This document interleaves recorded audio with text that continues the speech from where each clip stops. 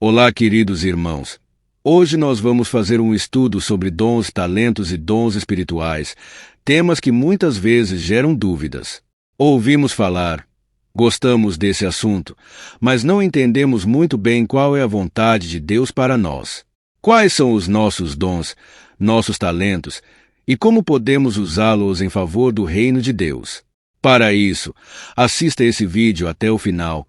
Clique no botão inscrever-se se ainda não for inscrito no canal e ative o sininho das notificações para ser avisado todas as vezes que colocarmos um novo vídeo. Deixe o like no vídeo e ajude o nosso canal a continuar propagando a verdade. Antes de tudo, é importante compreender a diferença entre dom e talento. E antes de eu lhe explicar, quero dedicar esse vídeo em agradecimento a Deus e ao primeiro membro do canal.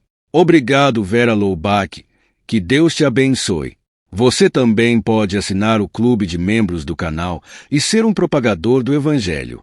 Acesse o link na descrição do vídeo e faça parte do clube de membros. Vamos tratar de dons e talentos e dons espirituais. A palavra dom vem do significado de dádiva, presente. É aquilo que a pessoa já nasce com ele, uma capacidade ou habilidade que Deus deu a ela para exercer algo. O dom é algo que nasce com você, uma facilidade que você tem desde o seu nascimento. Um exemplo disso é a criança que, ao ser colocada numa aula de instrumentos, demonstra grande facilidade para tocar, enquanto outras pessoas, mesmo com aulas, não conseguem aprender da mesma forma. Algumas pessoas são autodidatas e aprendem com muita facilidade, pois é algo que Deus já deu a elas. Existem pessoas com dons espetaculares, que simplesmente têm uma habilidade natural em algo, sem nunca terem feito cursos ou treinamentos. Diferente do dom, o talento é algo que você desenvolve ao longo da vida, com muita dedicação e perseverança. Um exemplo claro é o atleta. Pensemos em Messi, Michael Jordan, Shaquille O'Neal, a skatista olímpica Raíssa Leal, a futebolista Marta, entre outros. Eles têm um grande talento, mas será que teriam atingido o nível que têm hoje se não tivessem se dedicado e treinado muito? Pelo que sabemos, esses atletas costumam passar horas e horas se dedicando para alcançar o nível de excelência que eles têm. Portanto, o talento depende de fatores físicos e condições de treino para seu desenvolvimento, mas principalmente de sua total dedicação e esforço para atingir um nível profissional. Agora, falando sobre o dom espiritual, ele é diferente do dom natural. O dom espiritual surge quando você nasce de novo, ao entregar sua vida a Jesus. Deus começa a te conceder dons espirituais com um propósito. Vamos ver isso em Efésios, capítulo 4, versículo 11. E ele mesmo concedeu uns para apóstolos, outros para profetas, outros para evangelistas e outros para pastores e mestres, com vistas ao aperfeiçoamento dos santos para o desempenho do seu serviço, para a edificação do corpo de Cristo, até que todos cheguemos à unidade da fé e do pleno conhecimento do Filho de Deus. Aqui vemos que Paulo está falando dos dons espirituais, mais especificamente dos dons ministeriais. Deus concede esses dons com o propósito único de edificar o corpo de Cristo, para que este esteja cada vez mais preparado, santificado e capacitado para agradar a Deus. Nem todos possuem esses dons, mas aqueles que os recebem têm a responsabilidade de usá-los para esse fim. Além dos dons ministeriais, também existem dons espirituais como o dom de línguas, o dom de profecia e o dom de cura. Todos esses dons, no entanto, devem ser usados para a glória de Deus. Mesmo que você pense, eu não tenho nem dons ministeriais, nem espirituais. Certamente você possui talentos ou dons naturais, e deve usá-los para a glória de Deus. O apóstolo Paulo diz que, quer comamos, quer bebamos, ou façamos qualquer outra coisa na vida, tudo deve ser para a glória de Deus. Infelizmente, muitas pessoas capacitadas, inclusive dentro da igreja, exercem sua profissão ou utilizam seus dons e talentos sem sequer pensar em glorificar a Deus com eles. Não estou dizendo que você deve ficar falando de Deus o tempo todo no seu trabalho, mas deve reconhecer que aquilo que você tem vem de Deus e que tudo o que faz deve ser para a glória dele. Você deve refletir: Como tenho utilizado aquilo que Deus colocou em minhas mãos? Tenho servido a outras pessoas? Tenho usado meus dons e talentos para o bem ou para o mal? Precisamos meditar sobre isso. Em 1 Coríntios capítulo 14, versículo 12, está escrito: assim também vós, que desejais dons espirituais, procurai abundar neles para a edificação da igreja. Devemos pensar não apenas em nós mesmos, mas também na edificação do corpo de Cristo. Estamos aqui para servir. Uma pessoa que não vive para servir, não serve para viver. Essa é uma frase famosa e reflete a verdade de que muitas vezes entendemos nosso propósito usando aquilo que Deus colocou em nossas mãos. Hoje vejo que nossa geração sofre mais do que nunca, mesmo tendo tudo de que precisamos e muito mais. Comparado a 2 ou 3 gerações atrás, temos uma abundância de recursos, mas precisamos redescobrir o propósito de viver para servir. Mas nós somos, de certa forma, um povo depressivo, ansioso, um povo que nunca está contente, nunca satisfeito com nada. Cheguei à conclusão de que isso acontece porque não temos exercido nossos talentos e dons em favor do próximo. Não temos pensado em ajudar as pessoas, e isso faz com que fiquemos focados apenas em nossos problemas e no que nos falta. Muitas vezes, vivemos uma vida mesquinha, muito longe daquilo que Deus espera de nós. Você vai encontrar o propósito da sua vida servindo a Deus e ao próximo. Como podemos descobrir o nosso dom? Primeiro, orando e pedindo a Deus que nos mostre. Em segundo lugar, observando nosso dia a dia. O que você gosta de fazer? Você gosta de aconselhar? Gosta de lidar com crianças? É importante identificar o que você gosta de fazer. Se você gosta de fazer visitas, ótimo! Mas se for algo que pesa sobre você, provavelmente não é o que Deus te chamou para fazer. Se toda manhã você acorda pensando, eu tenho que ir para esse trabalho, tenho que fazer essa tarefa que Deus mandou, mas não tenho ânimo. Pode ser que você não esteja sendo eficaz porque não está fazendo aquilo que Deus realmente te chamou para fazer. Quando Deus te chama para algo, você terá disposição e alegria. Jesus disse: tomai sobre vós o meu jugo, e encontrareis descanso para as vossas almas. Mateus, capítulo 11, versículo 29. O jugo é aquela peça de madeira colocada sobre 2 bois para que eles andem juntos na mesma direção. Jesus não quis dizer que devemos ficar parados, sem fazer nada, para encontrar descanso. Ele falou que precisamos trabalhar, andar junto com Ele, sob sua autoridade e poder, vivendo a independência dele, e aí sim, encontraremos o descanso. O trabalho para Deus exige esforço, pois o amor é mais serviço do que sentimento, e a dedicação será necessária, mas a recompensa virá. Essa recompensa não será necessariamente dos homens. Você não precisará do reconhecimento das pessoas. O que importa é a satisfação de saber que está fazendo aquilo para o qual Deus te chamou. Pode ser que o chamado de Deus não seja algo explicitamente espiritual, como ser pastor ou missionário. Pode ser que você encontre essa satisfação em uma profissão ou em uma ação social que realiza. O importante é que isso traga alegria e realização. Agora vamos ler uma parábola de Jesus que trata desse assunto. Acompanhe comigo em Mateus, capítulo 25, versículos 14 a 30. A parábola fala sobre um homem que, ao ausentar-se do país, chamou seus servos e confiou-lhes os seus bens. A um deu 5 talentos, a outro 2, e a outro 1 talento, de acordo com a capacidade de cada um. Então partiu. O que recebeu 5 talentos saiu imediatamente a negociar com eles e ganhou outros 5. O que recebeu 2 talentos também ganhou mais 2. Mas o que recebeu 1 talento cavou um buraco na terra e escondeu o dinheiro do seu senhor. Depois de muito tempo, o senhor desses servos voltou para ajustar contas com eles. O que havia recebido 5 talentos trouxe outros 5 e disse: Senhor, confiaste-me 5 talentos. Aqui estão outros 5 que ganhei. O Senhor respondeu: Muito bem, servo bom e fiel. Foste fiel no pouco, sobre o muito te colocarei.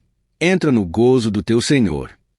O mesmo aconteceu com o que recebeu 2 talentos e ganhou mais 2. Mas o que recebeu um talento disse: Senhor, sabia que és um homem severo, que colhes onde não semeaste e ajuntas onde não espalhaste. Por isso, com medo, escondi o teu talento na terra. Aqui está o que é teu.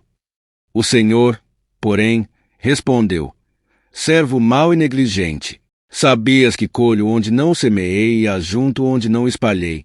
Devias, então, ter entregado meu dinheiro aos banqueiros. Ao voltar, eu o receberia com juros. Tirai dele o talento e dai ao que tem 10. Pois a todo o que tem, se lhe dará, e terá em abundância. Mas ao que não tem, até o que tem lhe será tirado. E o servo inútil, lançai-o nas trevas exteriores. Ali haverá pranto e ranger de dentes. Essa passagem fala sobre talentos, mas Jesus não estava se referindo apenas às habilidades naturais que temos. Na parábola, talento significa dinheiro, e Jesus usou essa analogia para ilustrar outra verdade. O homem muito rico que distribui talentos representa o próprio Jesus. Deus, o Todo-Poderoso, nos dá dons e talentos, e Jesus se ausentou por um tempo, deixando esses dons sob nossa responsabilidade. Um dia, ele voltará, e nós prestaremos contas a ele no dia do julgamento, sobre o que fizemos com os talentos e dons que nos foram confiados. Jesus distribuiu talentos de acordo com a capacidade de cada um. A um, deu 5, a outro, 2, e a outro, 1 talento. Os 2 primeiros servos foram fiéis e multiplicaram os talentos que receberam. Administraram muito bem o que receberam. O que teve 5 talentos multiplicou por 5, o que teve 2 também multiplicou, mas o que recebeu apenas 1 talento não fez nada. Ele foi considerado um servo inútil e foi lançado fora da presença de Deus. A primeira coisa que aprendemos é que o talento ao qual Jesus estava falando era o dinheiro daquela época. 1 talento, na época de Jesus, valia muito, aproximadamente R$60.000 nos dias de hoje. A vontade do Senhor era que ele multiplicasse esse dinheiro. Jesus usou o dinheiro como exemplo, mas Deus não vai nos dar dinheiro diretamente. Ele nos dá oportunidades, abre portas e nos dá capacidade para multiplicar. Isso vale também para as nossas habilidades e dons. Muitas pessoas, incluindo empresários, tiram lições da Bíblia, que realmente fala muito sobre dinheiro. Devemos usar essa área da nossa vida com responsabilidade, porque quem não sabe lidar com o dinheiro acaba adorando Mamon, o Deus do dinheiro, ou vivendo escravizado por dívidas. A Bíblia diz que aquele que fica devendo fica à mercê daquele a quem deve. Por isso, devemos ter sabedoria financeira, pois isso também glorifica a Deus. A pessoa que trabalha honestamente glorifica a Deus, ao ponto de Paulo dizer: se você não trabalha, não deve comer. 2 Tessalonicenses 3, versículo 10. Não exercitar as capacidades que Deus nos deu é negligência. A Bíblia também fala muito sobre a preguiça. Não devemos ser pessoas preguiçosas. Às vezes, você está desempregado, mas isso não significa que Deus o abandonou. Devemos nos esforçar, pois Deus nos deu essa capacidade. Aprendemos aqui que devemos multiplicar nossos dons. Deus dá conforme nossa capacidade. Ele sabe do que somos capazes, mas nós, muitas vezes, não temos essa noção. Não compreendemos o peso e a responsabilidade de ter um talento, um dom espiritual. Queremos o que outros têm, mas Deus nos dá conforme nossa capacidade. Ele não nos dará algo precioso que não sabemos como cuidar. Um pai responsável não coloca uma faca nas mãos de uma criança. À medida que ela cresce e aprende, ele pode delegar mais responsabilidades. Assim é Deus conosco. Ele distribuiu os talentos de forma diferente, mas isso não significa que quem recebeu menos talento tenha algo inferior. Muitas vezes, nos frustramos por parecer que recebemos pouco, mas a questão é: será que estamos prontos para receber algo maior de Deus? O que Deus nos dá, mesmo que pareça pouco, é valioso. Precisamos aprender as lições em cada situação difícil para que Deus possa aumentar nossa capacidade. Deus delega responsabilidades conforme o que somos capazes de administrar. O importante é que sejamos fiéis com o que Ele nos dá. A recompensa vem da fidelidade. Outra lição que aprendemos é que a recompensa de Deus não está ligada à quantidade, mas à nossa fidelidade. O quanto você se dedica e dá o seu melhor, mesmo errando, é o que Deus leva em consideração. Não é a quantidade de pessoas que você leva para Jesus que faz a diferença, mas sim o quanto você o ama e se preocupa com a obra de Deus. Deus julgará de acordo com a sua fidelidade. Quem muito recebe, muito será cobrado. Muitos veem os dons e ministérios de forma romântica, sem perceber que há um preço alto a ser pago. Assim como Jeremias, que foi chamado desde o ventre, mas escreveu um livro de lamentações devido ao seu sofrimento. Devemos estar contentes com o que temos, assim como Davi, que disse: Senhor, não quero buscar grandes coisas para mim. Quero apenas estar na tua presença. Se Deus achar que merecemos mais, Ele acrescentará. Deus está preocupado com o longo prazo, não com o imediato. Ele deseja que caminhemos com Ele por toda a vida. Não enterre seus talentos. Então, por que enterramos nossos talentos? Jesus nos dá uma parábola sobre isso em Mateus 25, versículo 18. Mas o que recebeu um talento, saindo, cavou na terra e escondeu o dinheiro do seu senhor. Esse homem enterrou o seu talento por medo e insegurança. Deus nos dá liberdade para fazermos o que quisermos com a nossa vida, mas isso vem com responsabilidade. Muitas vezes, temos medo de falhar, de sermos julgados, e por isso deixamos de usar o que Deus nos deu. Um exemplo é Moisés, quando estava diante do Mar Vermelho.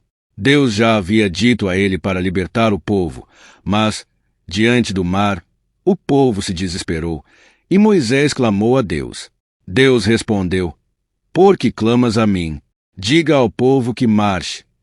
Livro de Êxodo, capítulo 14, versículo 15. À medida que o povo caminhava, o mar se abriu. Da mesma forma, devemos marchar pela fé. Deus não revela tudo de uma vez, porque isso nos acomodaria. Ele nos dá oportunidades, e nós devemos confiar e agir. Se Deus já falou algo ao seu coração, obedeça. Não enterre seus talentos. Deus nos dá dons e talentos para usarmos e multiplicarmos, e Ele nos julgará pela nossa fidelidade, não pela quantidade que conquistamos. Muitas vezes, não valorizamos o que recebemos e nos comparamos com os outros. Devemos lembrar que Deus dá conforme a nossa capacidade e que, à medida que usamos o que Ele nos deu, Ele acrescenta mais. Não deixe que o medo ou a insegurança o impeçam de usar os dons que Deus lhe deu. Coloque em prática, confie em Deus e faça a sua parte. O resultado é com Ele, mas o seu papel é cooperar com Deus. Não espere que as coisas aconteçam por si só. Levante-se e faça o que Deus já colocou em seu coração. Vamos orar e pedir sabedoria e força para não enterrar nossos talentos. Que possamos ser fiéis e diligentes, confiando que Deus nos capacitará para multiplicar o que Ele nos deu. Que Deus abençoe sua vida completamente e te ajude a atingir o nível de excelência no seu chamado. Certamente Deus tem trabalho para nós. E Jesus lhes respondeu: Meu Pai trabalha até agora, e eu trabalho também. Que possamos nos unir ao Pai em Cristo e pelo seu Santo Espírito trabalhar pelo Rei, pelo Reino e pela Noiva. Que Deus te abençoe e até o próximo vídeo. Inscreva-se no canal Sem Fermento, pregando simplesmente a verdade.